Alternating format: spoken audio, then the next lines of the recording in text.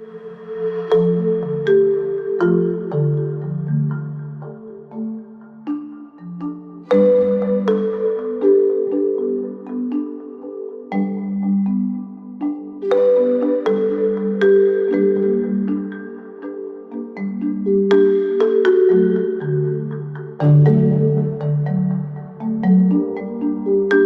vais vous parler d'un sujet qui nous concerne tous, les citoyens et citoyennes de Victoriaville, la sablière d'Arthabasca.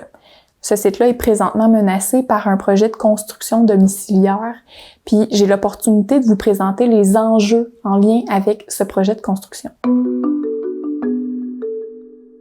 La sablière se trouve à la croisée de plusieurs écosystèmes précieux. Au sud, on voit la rivière Nicolet qui serpente paisiblement. À l'ouest, on aperçoit les marécages d'Arthabasca qui s'étendent, offrant une zone humide essentielle pour la filtration de l'eau puis une pouponnière pour la biodiversité.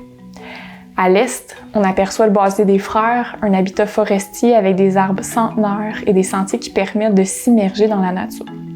Puis enfin, au nord, on retrouve des quartiers résidentiels qui se rapprochent de plus en plus de ces milieux naturels.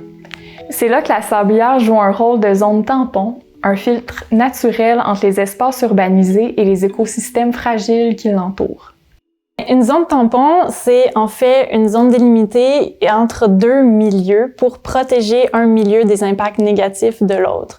Donc, pour le cas de la sablière d'Arthabasca, elle est là pour agir en tant que zone tampon entre l'écosystème qui est composé de la rivière, le boisé, le marais, avec le milieu urbain où on retrouve du béton, de l'activité humaine, la pollution sonore, la pollution lumineuse, qui a nécessairement un impact négatif sur la biodiversité en place. C'est super important de préserver les zones tampons parce que ça joue un rôle primordial pour aider à la fluctuation qu'il pourrait y avoir dans les milieux naturels, notamment la rivière. Quand on parle d'inondation ou d'érosion, c'est là que le rôle de la sablière est important à préserver parce qu'il permet de, justement, tempérer ces fluctuations-là.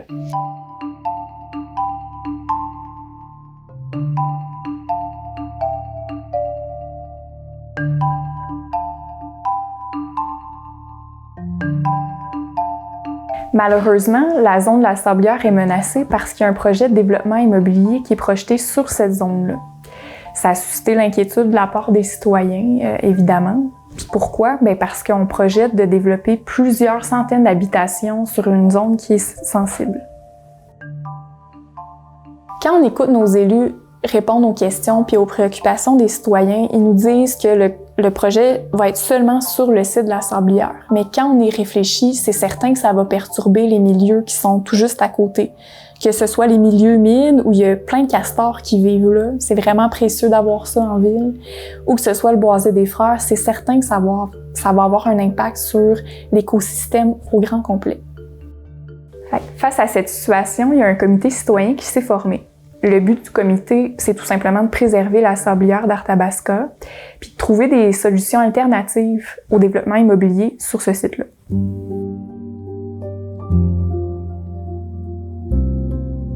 Fait que ce qu'il faut comprendre, c'est que le site de la sablière, c'est pas juste un terrain vague.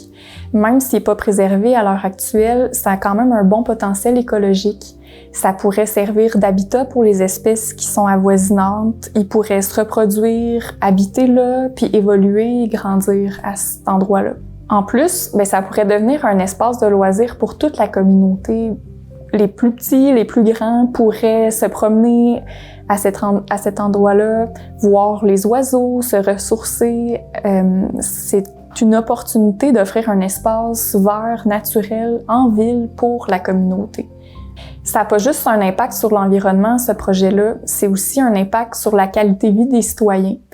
On parle d'étalement urbain, puis l'urbanisation excessive, ça peut avoir des coûts supplémentaires pour les citoyens et les citoyennes. À ce moment, il n'y a pas d'infrastructure sur le site, donc ça représente des coûts supplémentaires qui vont être défrayés par les citoyens et les citoyennes de Victoriaville. On parle de stations de pompage des eaux, de création de rues, toutes des infrastructures qui coûtent des sous.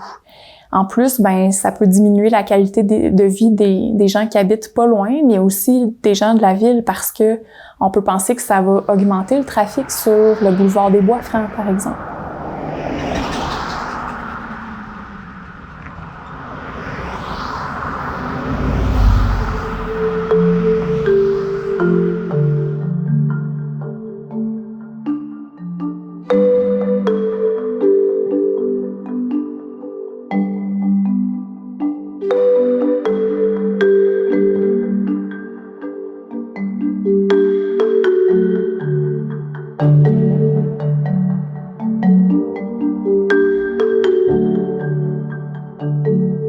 Un autre aspect qui est problématique de construire un projet domiciliaire sur le site de la Sablière d'Arthabasca, c'est que c'est à côté d'une zone qui est inondable. Donc, entre la Sablière d'Arthabasca puis la rivière Nicolet, c'est vraiment une zone qui est qualifiée de grand courant 0-20 ans. Donc, ce que ça veut dire, c'est que si on construit des maisons à cet endroit-là, il y a plus de chances qu'il y ait des inondations. On parle d'inondations, fait qu'on veut dire d'autres coûts pour les citoyens puis aussi pour la municipalité.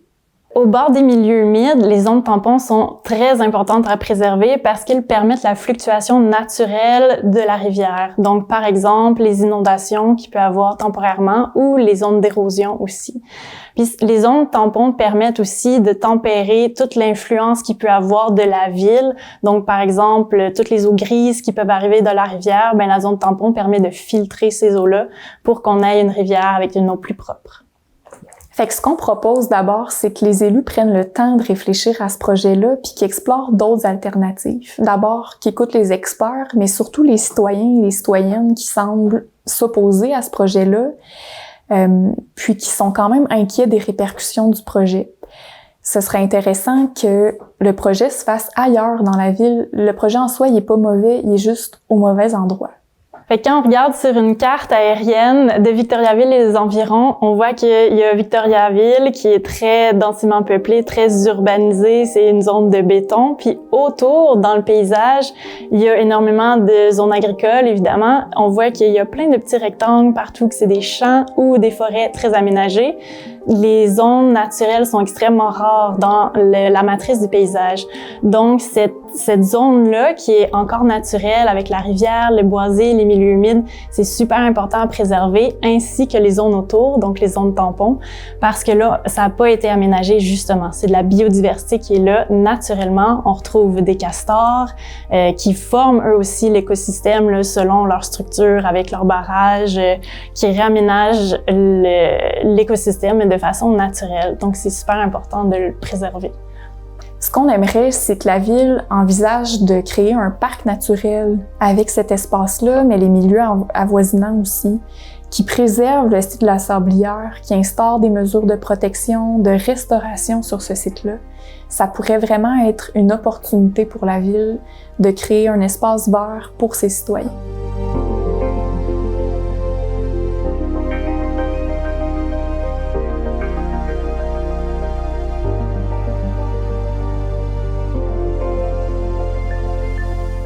Donc, dans une optique de conservation, si on restaure la sablière, on pourrait éventuellement voir un retour de la végétation dans cet espace-là et un retour aussi de d'autres espèces symboliques, par exemple l'hirondelle des rivages ou le martin pêcheur, qui ont besoin de talus de sable pour faire leur nid.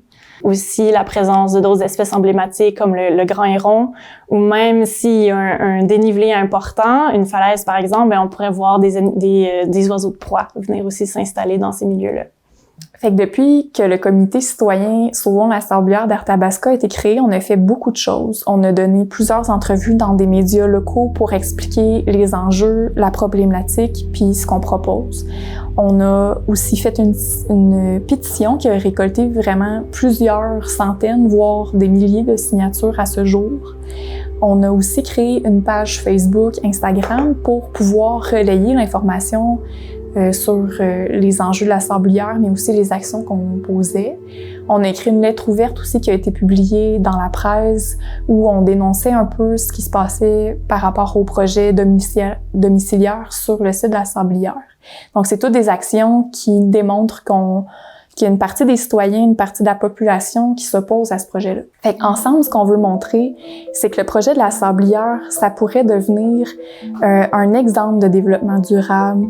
Ça pourrait montrer un leadership de la part de la municipalité, puis montrer aussi comment on peut développer tout en respectant l'environnement. On croit vraiment que de préserver ce milieu-là, de le restaurer même, ça serait vraiment bénéfique pour l'ensemble de la population, puis ça pourrait être un lieu de rencontre pour tous les citoyens de Victoriaville.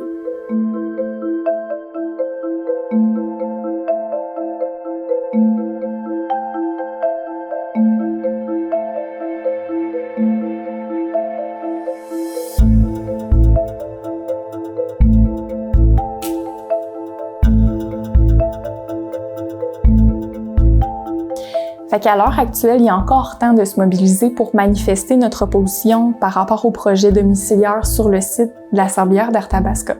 On peut partager les publications sur les réseaux sociaux, participer aux événements qui sont organisés par le comité Sauvons la Sablière d'Arthabasca. On peut aussi dire aux élus municipaux qu'on est contre ce projet-là et on peut signer la pétition qui est en ligne.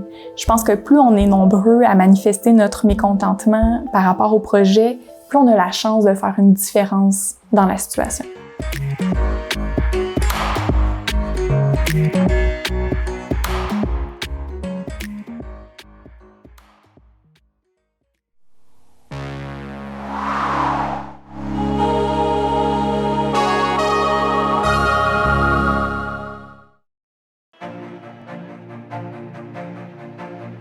Derrière chaque sourire se cachent des mains bienveillantes qui travaillent sans relâche pour construire une société où personne n'est laissé pour compte.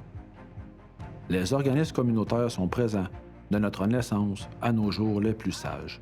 Ils sont là pour alléger nos fardeaux et célébrer nos réussites. N'étant pas simplement des gardiens pour les plus démunis, ils sont des alliés pour toute personne. Un réseau d'artisans solidaires présents au quotidien dans nos foyers, nos écoles et nos entreprises. Ils renforcent les liens, tissant notre communauté. Repensons notre perception du milieu communautaire. Adoptons une vision renouvelée de sa contribution à la société.